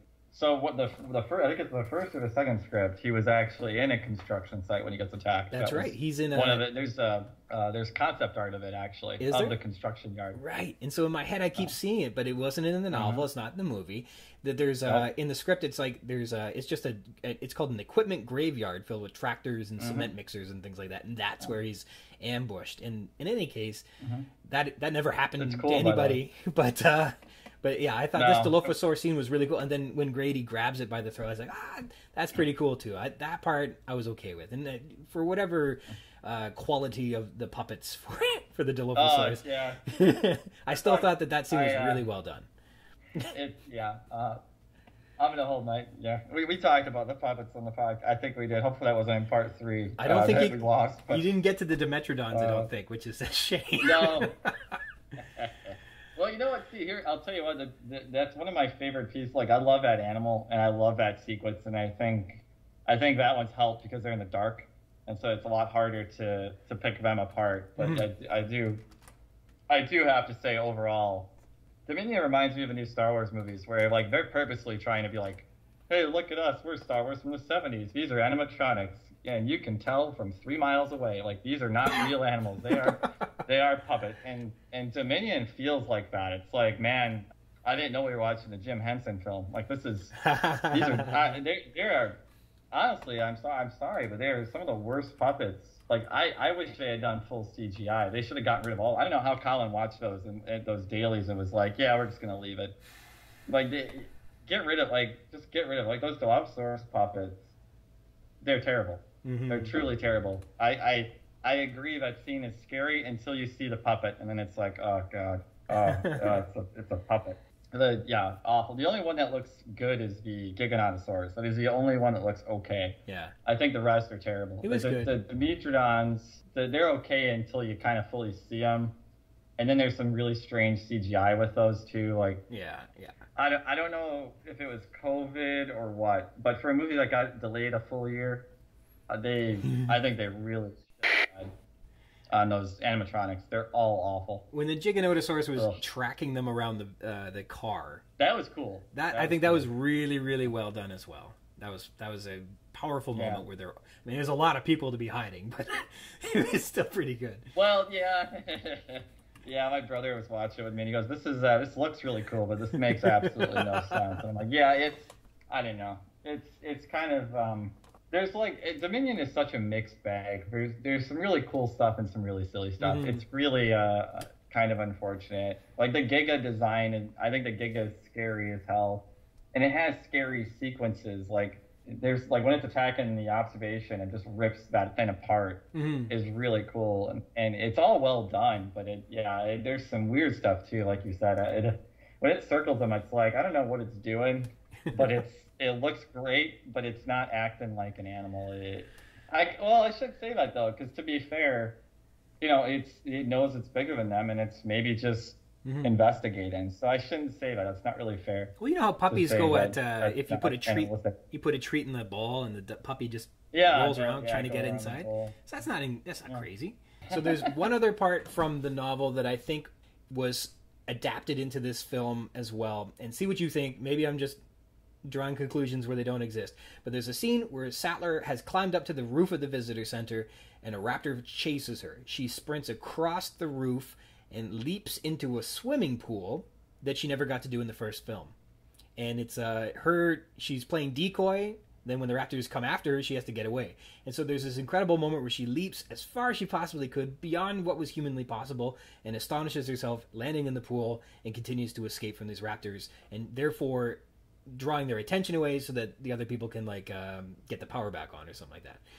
Which I think when Claire is being chased by the Atrocioraptors, and she has an incredible stunt where she leaps from one building into the next, I gotta think that must be connected to what happened in the novel as well. Finally, they had a chance to make that scene come to the big screen. What do you think? I mean, it's entirely possible, but I feel like you might be reaching. You think so? But it is entirely. It feels. Again, it's entirely possible. But you also might be making like a connection where there isn't one, because it's also just a cool. I don't know. I get more Indiana Jones from that than I do the novel, but it's a great scene. It is. The Atrocioraptors are a lot of fun. Yeah. They actually that whole sequence is probably my favorite part of the movie, other than some stuff that happens with the Therizinosaur. But I don't know. It's possible. Well, that was a cool stunt. It looked really good on film, and that's just how I picture what they would have done had they done the Sattler scene, because she didn't get to do all the great stuff that she got to do in the book, and I wonder if that was just one of those parts that somebody said, we got to get to this at some point. Yeah, no, I mean, Claire's a great character. I think of all the characters in the franchise, Claire is probably my favorite. Like, I really like Claire. I think through the 3 films, they did a good job of at least giving that character an arc. I think Owen too is pretty consistent through the trilogy series of films. Those two characters, If you didn't have anything else, I was going to mention, I think the Locust plot line. That's the last part I wanted to get to. Dominion. We're on the same page, man. Yeah, okay. I think that's really good. It's very Crichton. I was really happy with it. I think they should have gone further, though, because it's a plot line that just... They start out really good with this whole, like, oh, it's biosyn. Like, I really thought... That first, like, 2/3 of the movie, I think, are great, actually. I really like it. The third act falls apart for me, but I liked the biosyn being, you know, the idea of them genetically engineering these locusts to just fuck everybody else, so you have to buy their food. Yeah. Is so Crichton, and it's not exactly the same, but in the book, Dachshund does talk about the idea of InGen will make little pet dinosaurs, and you'll have to feed them InGen food. Obviously, not a little different, but I mean that's straight out of the book. It just doesn't go anywhere. That's the problem. Is that the plot line is taken, and then it just doesn't go anywhere. And then it's like, I mean, don't get me started on like Maisie, because that makes no sense. Like somehow they got to kidnap Maisie, because her blood will. Her and Beta's blood. Somebody needs to like. I'm sorry, but for what it's worth, that locust bit, I think there's this like it was blown up way out of proportion just so that it would work in terms of the timeline of the film. But this idea that you might introduce some sort of parasite that you could profit by offering a cure to is something that's entirely within the scope of like what the biotech industry might do. Or at least is alluded to by Crichton, that it gets out of control when they try to release it, and it becomes way bigger problem, like global famine, than they expected. I think is also alluded to. I know at the beginning they have the epigraph that says you cannot recall a new form of life, and so the whole thing is once you let the genie out of the bag, who knows what may happen, and life is uncontrollable. Life will find a way, and so this idea that they release a plague, even though they thought they had like a tiny little thing that's going to, you know, boost their profits in the third quarter, instead becomes a global issue. And I thought that is entirely the caution that Crichton was doing. But Crichton didn't have two different stories in his novel where he's like, we got dinosaurs, and then there's all these other things that could happen too. Well, I think the problem with Dominion is that, for me at least, was that I don't think you needed to separate Maisie from Owen and Claire. Like the way they make her the MacGuffin for those two characters to chase after is, to me, is the problem. I don't think you had to do that. You could have kept them together and just had them investigating the locust plot on their own, and then, you know, or what they could have done is just had them, you know, investigating these poachers and like found out the poachers worked for biosyn, and then they were going to steal these animals and sell them in the black market. There's so many ways they could have done that and kept the locust plot line and had it be part of that without directly tying that to Maisie. Because I think that's where the movie just falls apart, because it makes no sense. There's no way that plot line makes any sense. The idea that her blood would somehow affect the locust is so stupid, and it robs that character. That character was so much more interesting when she was a clone, and to do like she's like the Jesus Christ miraculous birth. Like, I don't want to step on anybody's religious toes, but I really hate what they did. Where they took a very cool Crichton-y thing and made it stupider than hell. And sorry, like I said, I got it. I don't know. Dominion is a fun movie with really cool set pieces that just does not have the story to back those up. Well, here's a big question. But yeah, anyways. Is there anything that's left in the novel that you're like, boy, they haven't done this and they should have by now? I want to see Ed Regis. I think that the Roberta Carter at the beginning, there's that you're right, the babies and the bassinets. There's a bunch of cool elements that are in these books that we haven't got to. Is there stuff that you would like to see if the franchise were to survive? See, the problem is like now the franchise is so complicated, ahead.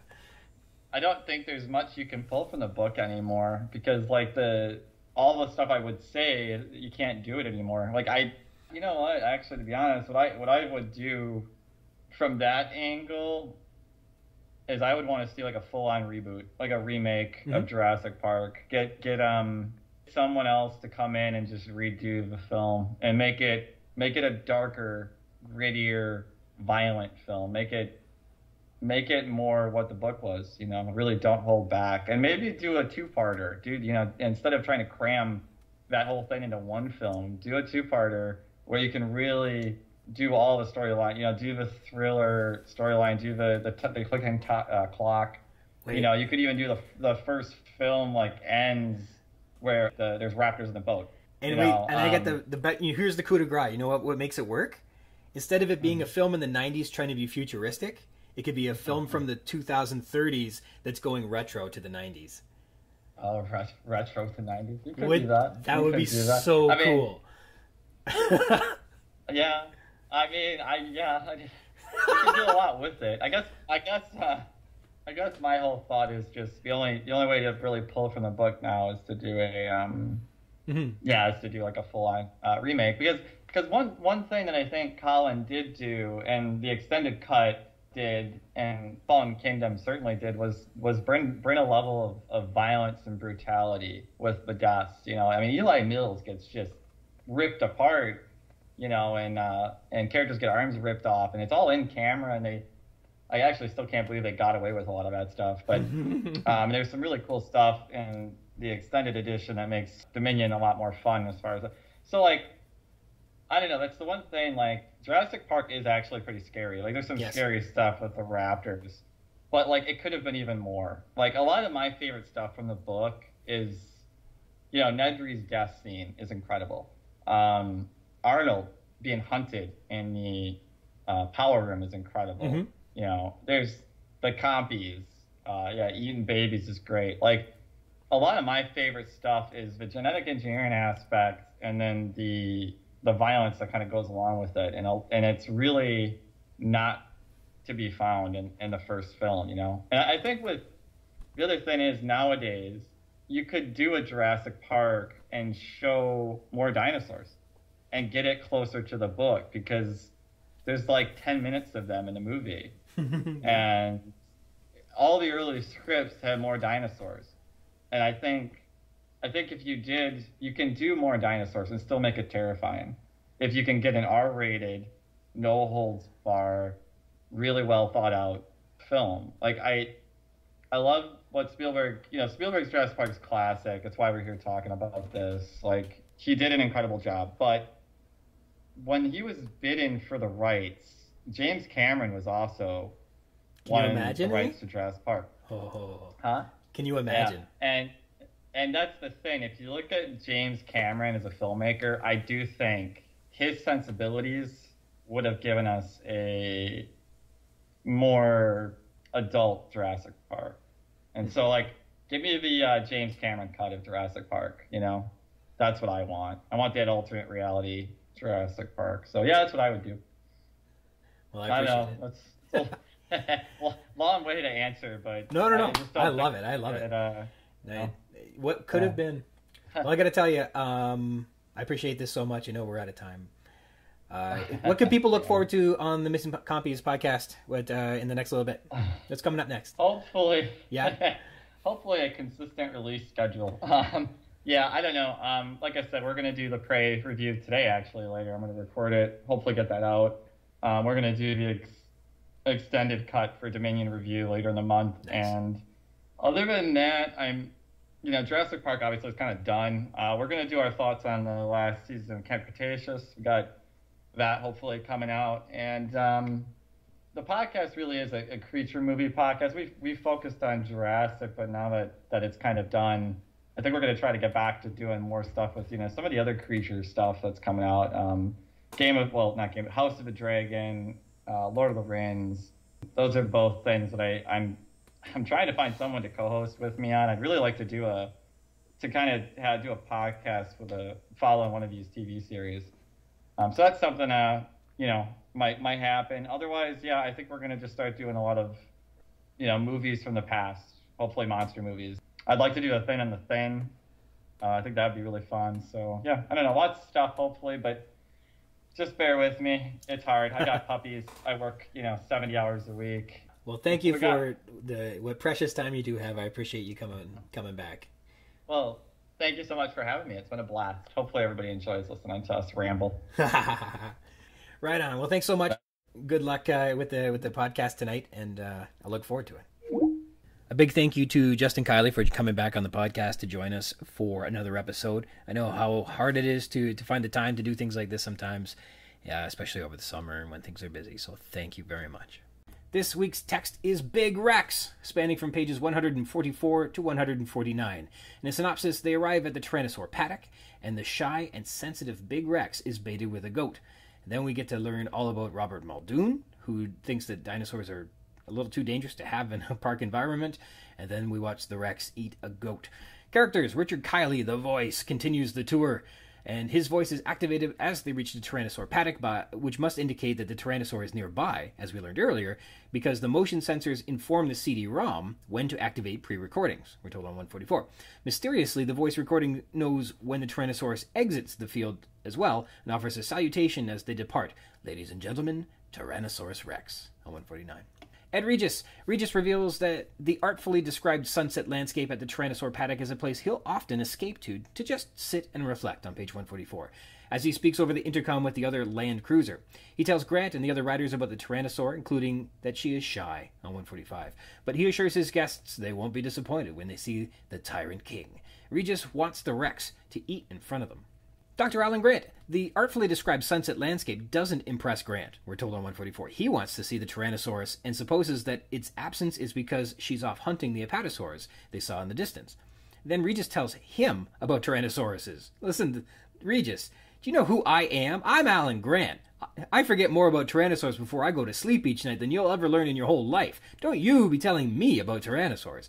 In any case, that's what he's surely thinking. But what he says is, then where is she? And he learns that she hides, rarely comes out in full sunlight, possibly because she has sensitive skin and sunburns easily, which makes Grant sigh. You're destroying a lot of illusions, he says on 145. As well as Grant is waiting, Crichton returns to this motif of having Grant's senses inform what's going on. In this case, what he hears, the bleeding goat. It's insistent, frantic bleeding, and then Lex on the radio, wondering if the Rex is going to eat the goat, like in the film, and then a voice speaking to Lex before the radio is turned down by Ellie. He smells the odor, garbage stench of putrefaction and decay that drifts up the hillside, and he gets carried away with calling the Big Rex a he when he spots Big Rex. When he spots Big Rex, he realizes he's been looking too low. He begins to whisper in its presence, and he answers Malcolm's question about predation and animal behavior of big carnivores like lions and tigers.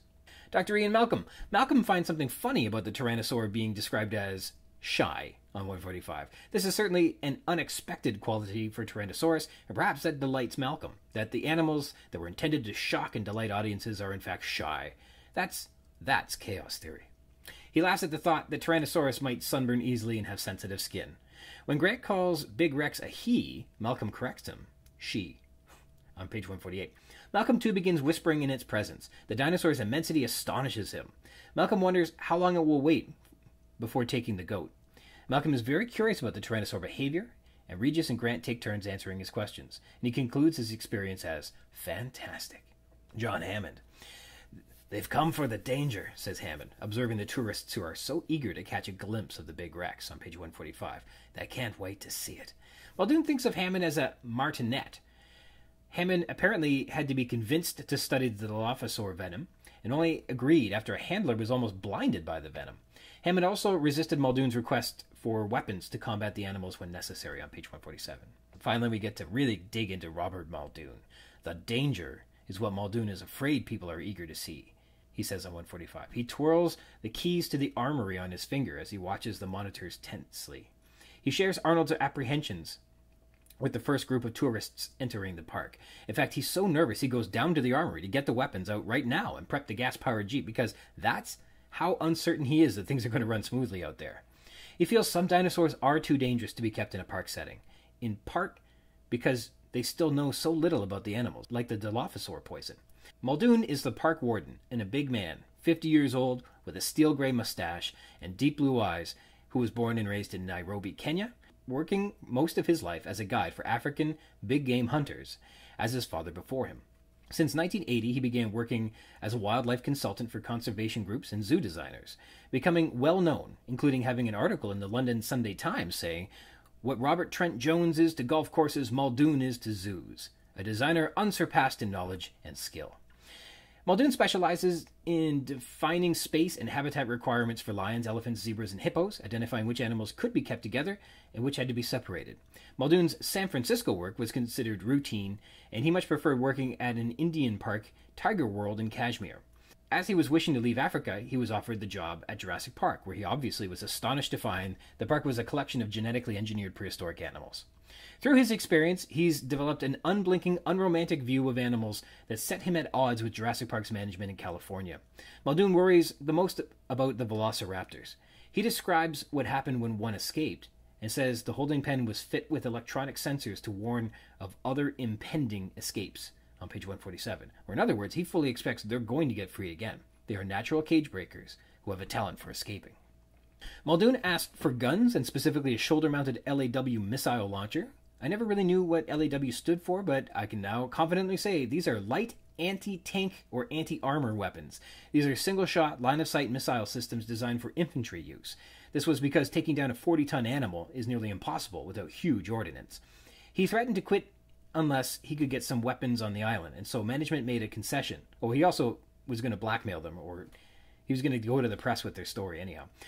And so management made a concession. He could have the guns, but they had to be locked up at all times. So they now have 2 specially built laser-guided missile launchers in a locked basement room that only he has the keys to. And Dennis Nedry is in this chapter. As Muldoon leaves for the basement, Nedry requests a Coke, on page 147. Remember? Nedry's here. Don't forget about him. Donald Gennaro, he doesn't say or do much in this chapter, but he's obviously affected by the Tyrannosaur appearance, which causes him to pale and wipe his forehead. Scared, disgusted, physically uncomfortable with watching a goat get killed. I'm not sure what it is, but he's pale, and he's sweating. Lex, she becomes very worried that the Big Rex will eat the goat, and Lex is disgusted by the tearing, biting, and bleeding of the goat. There was also a sickening crunch. Remember that? Tyrannosaurus. Tyrannosaurus appeared late in the dinosaur history, evolving within the final 15 million years of the 120 million year reign of the dinosaurs, we're told on page 144. The juvenile Rex is 2 years old, a third grown, 8 feet tall, weighs 1.5 tons, and is often seen down by the lagoon, which is stocked with fish. The juvenile has taught herself to catch fish by ducking her whole head under the water like a bird, we're told. The big Rex, whom this chapter is named after, is full-grown. She'd be hunting apatosaurs if she could, says Regis, but she can't access the apatosaurs. She wiggles her little forearms when she's frustrated, but Big Rex is presently hiding because she's a little shy, and she conceals herself as a general rule, and you never see her out in the open, especially in daylight. Jurassic Park theorizes that she may have sensitive skin and sunburn easily. The Big Rex stinks. She has a garbage stench of putrefaction and decay that precedes her. Her head is 20 feet above the ground and is half concealed among the upper branches of the palm trees.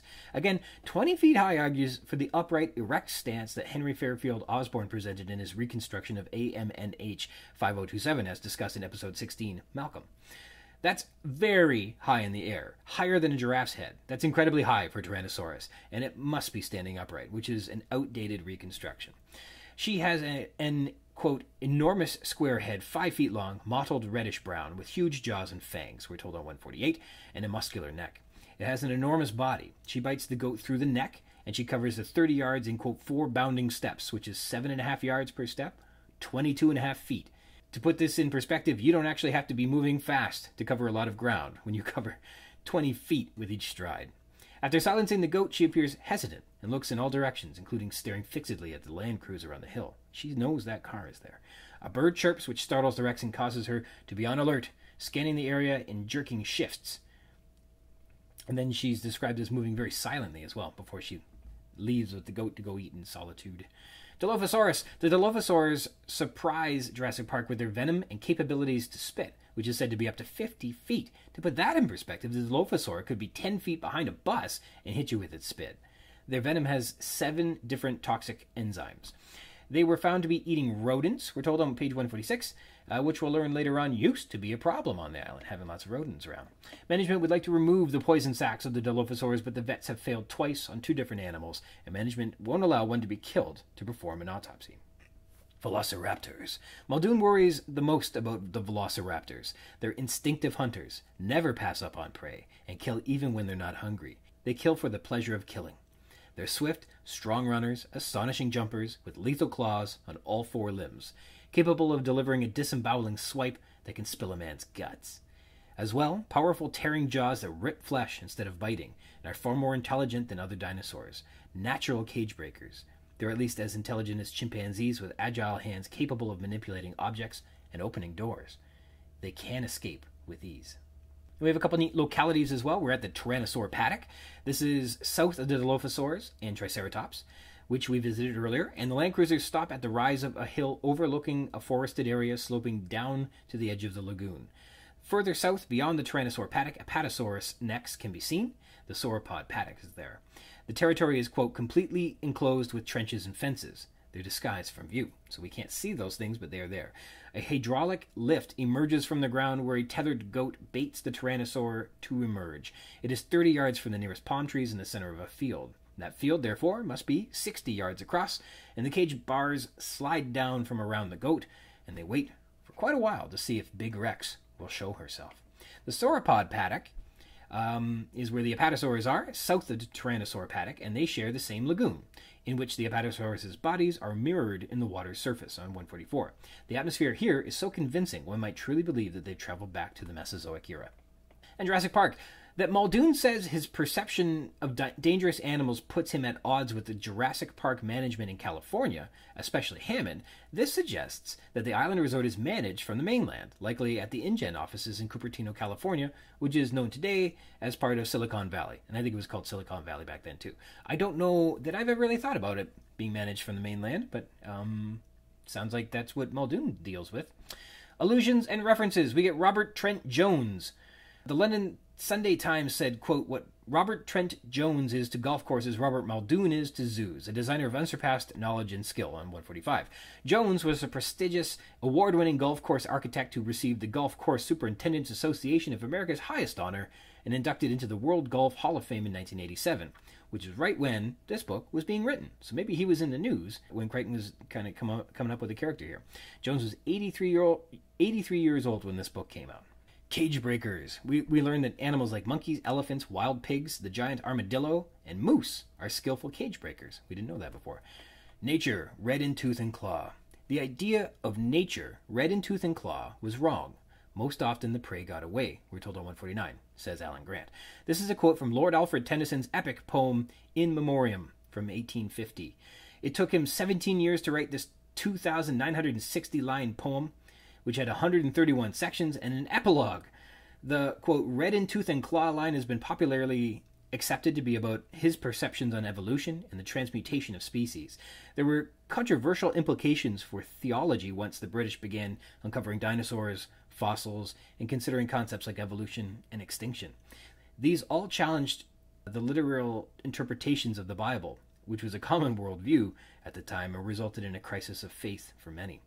And please allow me a moment to turn to my Norton Anthology of English Literature and read to you an excerpt of Tennyson's work as he searches for comfort from the sorrow of losing his dear friend Arthur Henry Hallam.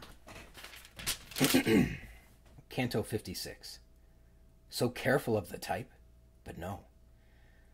From scarped cliff and quarried stone she cries, 1,000 types are gone. I care for nothing. All shall go. This she refers to nature, and the scarped cliffs refers to the strata that are exposed when rock is cut away. And 1,000 types are gone, I care for nothing, all shall go, refers to all of the extinct species that have come before. Thou makest thine appeal to me. I bring to life, I bring to death. The spirit does but mean the breath. I know no more. See, nature here doesn't give a toot about life. Things come and go. That's the nature's way.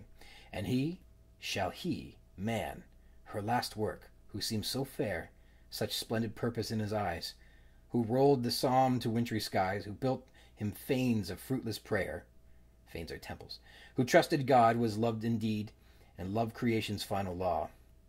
Though nature red in tooth and claw with ravine shrieked against his creed. Who loved, who suffered countless ills, who battled for the true, the just, be blown about the desert dust, or sealed within the iron hills. No more.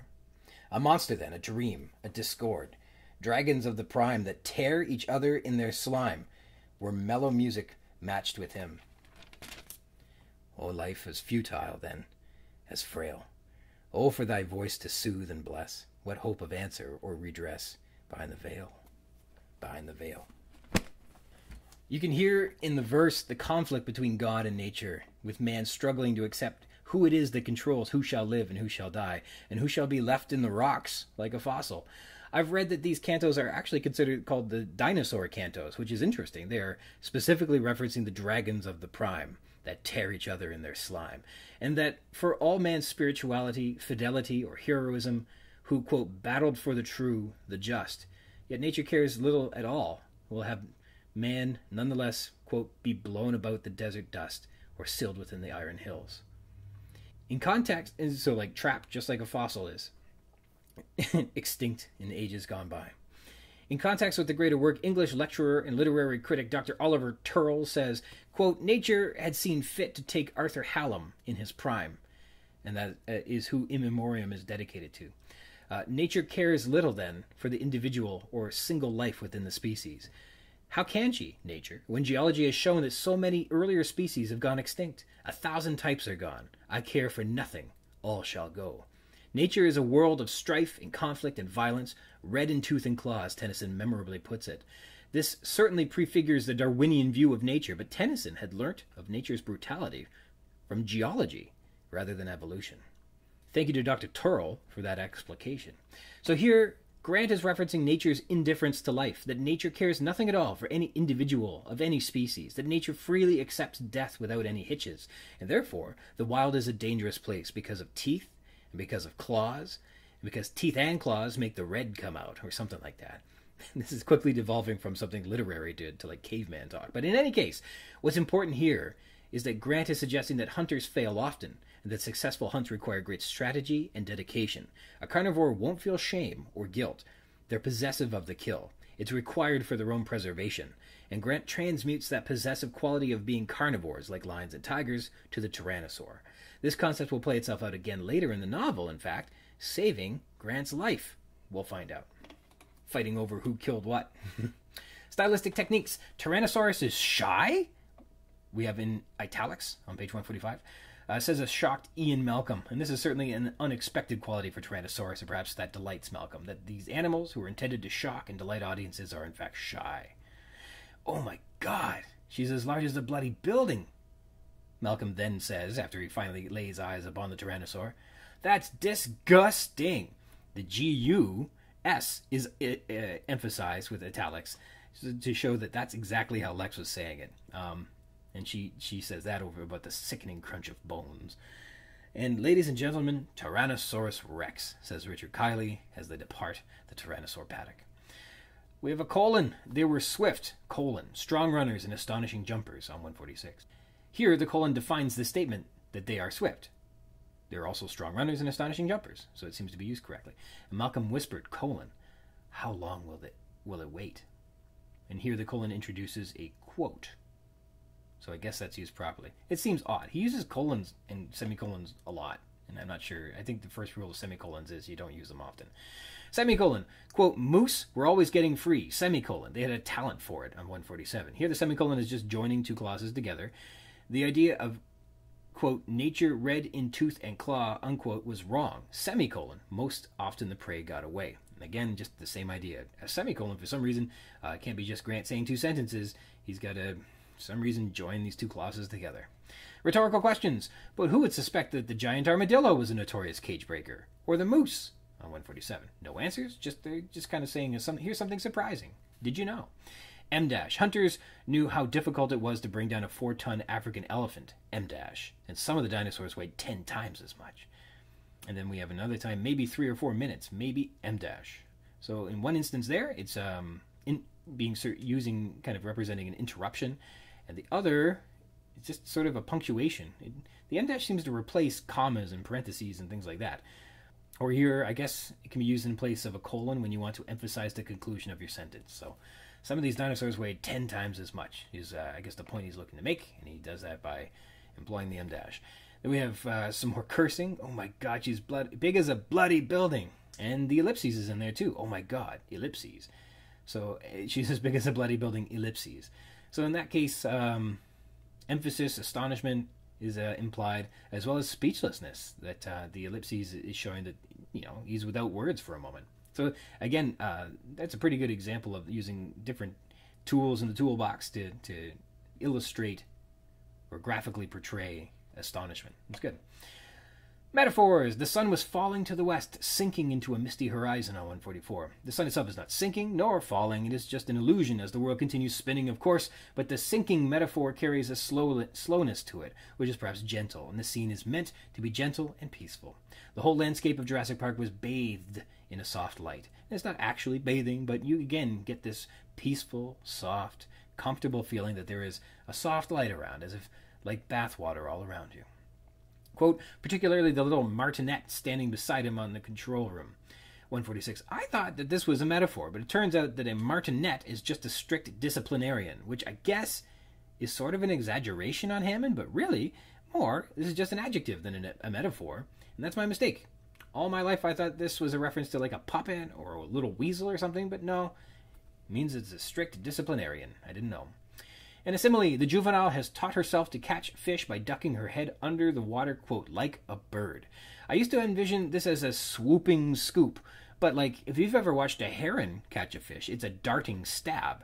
Like we must be talking that it's catching fish like a heron and not say like a pelican or a gull, which skim and scoop their beaks over the water, or like a penguin, which swims and catches fish, or a loon, which would dive down and catch fish, or an eagle or an osprey, which like strike with their talons. This has to be like a heron or a stork, right? Standing in the water, who is darting their strike to pluck a fish from the water. Because there's so much uncertainty in this, I'm going to rank this simile as not very good. How would you envision the juvenile tyrannosaur catching fish? And we have more motifs, especially like responsibility and safety. So Muldoon is the voice of reason at Jurassic Park, the voice of responsibility and safety, believing that some dinosaurs are too dangerous to host in a park setting, and has said that the velociraptors should all be destroyed. They're just too dangerous. And they may even be dangerous for reasons unknown. Nobody knew the Dilophosaurs were venomous, and certainly didn't know that they could spit their venom, which almost blinded a handler, we're told on 146. Management would like to remove the poison sacs, but the vets failed twice on 2 different animals. Management won't allow one to be killed to perform an autopsy, and this puts into perspective again how very new all this science and biology is to the park and to the world. They really don't know much about these animals, and the veterinary science must be baffling, considering no one has ever autopsied some of these animals. Though we've heard that there have been dead Triceratops and Stegosaurus so far. Plus, there must be thousands of dead infant and newborn clones that don't survive the hatching process. So, I mean, they've had bodies, but maybe they haven't learned a lot from them, or especially not the Dilophosaurs yet. We also learn that a raptor escaped once, killing 2 construction workers and maiming a third before it was recaptured on 147. This led to the visitor center being, quote, reworked with heavy barred gates, a high perimeter fence, and tempered glass windows. And the raptor holding pen was rebuilt with electronic sensors to warn of another impending escape on 147. In any case, the lesson here is that Jurassic Park doesn't prioritize safety. No duh, right? But here we have a safety inspection where Hammond believes everything is perfectly fine, but he knows full well the only safety precautions they put in the park that are worth a damn were put in there after people had already been killed, maimed, and nearly blinded. There are no precautionary measures at the park. They're all reactionary. That's not safety. But, this isn't anything you didn't know already. It's just more grist for the mill when we're talking about how unsafe the place is. The dinosaurs. We're told dinosaurs ruled the Earth for 120 million years on page 144. Well, dinosaurs first emerged in the Carnian age of the late Triassic 237 million years ago, and the non-avian species of dinosaurs survived until the Maastrichtian age of the late Cretaceous, which is famously 66 million years ago, or often called 65. And if you do the math, that's 237 minus 66 is 171 million years, which is much more than 120 stated here. But that said, dinosaurs didn't rule during the Triassic period. If we track 120 million years past the extinction date, 66 million years ago, that takes us to about 186 million years ago, which goes to the early Jurassic, which is indeed when dinosaurs began to dominate the terrain.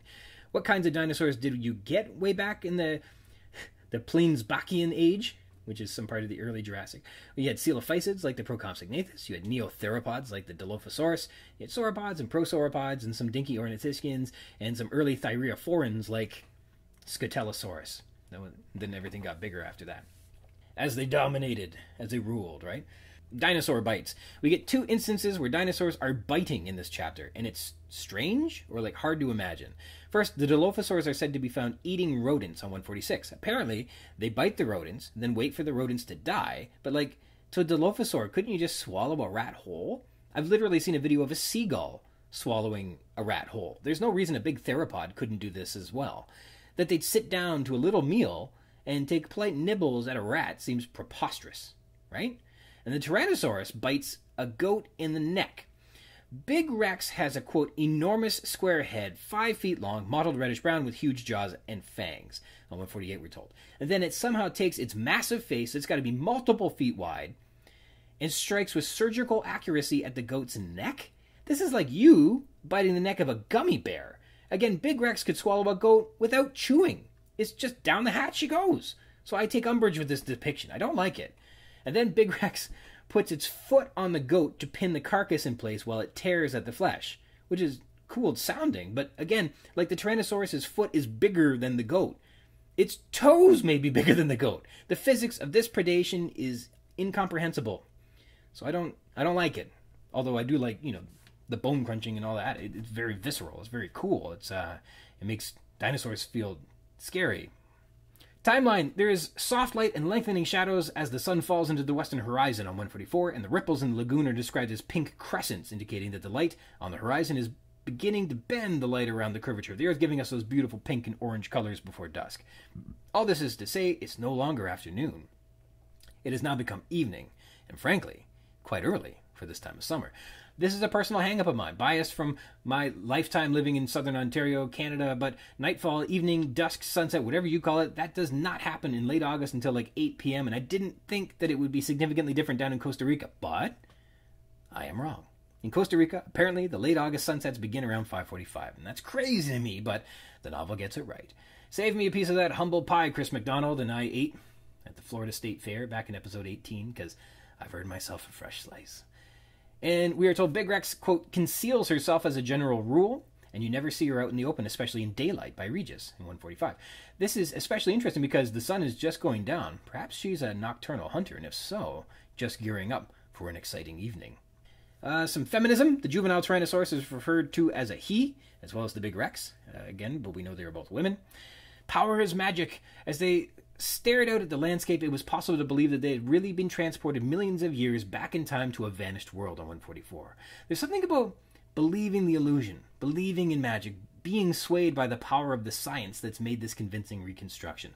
Crichton spends a little extra time here building this illusion. The sun is falling to the west, sinking into a misty horizon. The whole landscape is bathed in a soft light. Lengthening shadows stretch across the ground, and the lagoon ripples with pink crescents. The Apatosaurs have graceful necks, and their bodies mirrored in the moving surface. This is all far more attention than Crichton usually spends on the scenery. And that's for the purposes of building this illusion he wants us to believe as well. And at the same time, on the facing page, Alan Grant specifically says, "You're destroying a lot of illusions," on page 145, as he learns that the Tyrannosaurs rarely come out into the full sunlight, possibly because they have sensitive skin and sunburn easily. Creating, believing in, and destroying illusions in these 2 sequential pages and single scene, Crichton has built this moment to show one thing: a beautiful and serene wilderness and awe-inspiring dinosaurs who aren't as dangerous and bloodthirsty as you may believe. If the greatest predator of all time was docile and domesticated, surely this park is safe. The king of the dinosaurs has sensitive skin. She's not going to cause a fuss. Whereas, of course, we shan't believe what we're told in this novel. Believe me, I know. Regis again says, believe me this time, when asserting that the Big Rex would certainly hunt Apatosaurs if she could on 145. But she can't, because of fences, trenches, and moats. Adding, quote, believe me, he can't go anywhere. Usually when a character speaks a phrase of this nature in Jurassic Park, it's either entirely false, a complete lie, or will ultimately reveal itself to be untrue. And this chapter's opening scene and our introduction to Big Rex shows us a humble king in a serene park setting that successfully creates the illusion of going back to the Mesozoic era in perfect safety. And of course, that'll prove itself to be untrue before too long. Crichton Tropes, without rehashing exactly what I finished saying about the intro to this chapter, but Michael Crichton's sci-fi literature is commonly understood to not lean heavily on literary techniques, extended metaphors, character arcs, things like that. They're just action-adventure journeys based on the latest crazy science thing gone awry.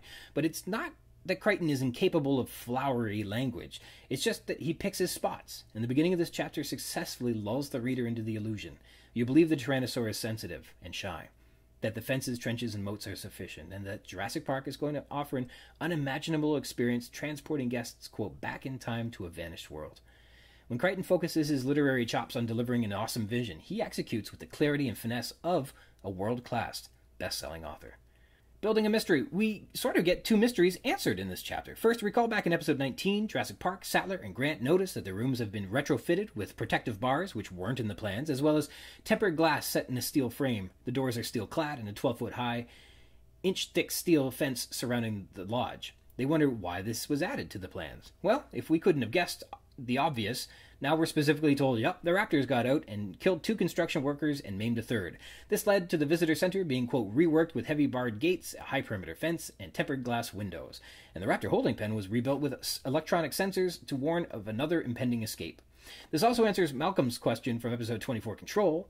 Have the raptors learned somewhere along the line that humans are easy to kill on 120? And the answer is yes, twice.